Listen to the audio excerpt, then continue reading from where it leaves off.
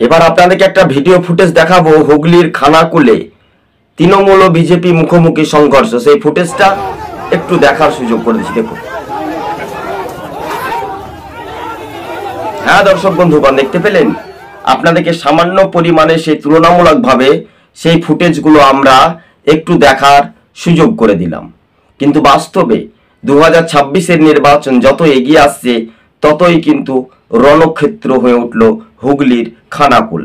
তবে এই খানাকুল পুলিশের বিরুদ্ধেই তীব্র ক্ষোভ দেখাচ্ছে উভয় দুই পক্ষ রাজনৈতিক দলগুলো।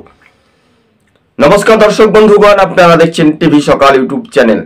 আমাদের ইউটিউব চ্যানেলটি ভালো লাগলে সাবস্ক্রাইব করে পাশে থাকবেন। রাজ্য রাজনীতির যে সমীকরণ, আর সেখানে পাল্টা প্রতিরোধ করল বিজেপির সমর্থকরা।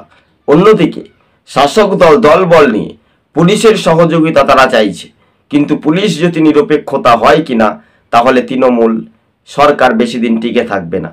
একদিন বিশ্বনাথ চক্রবর্তী, রাজনৈতিক বিশ্লেষক বলা যেতে পারে,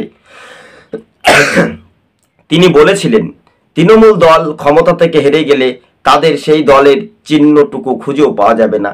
এটা একটা বাস্তবে সত্য ঘটনা।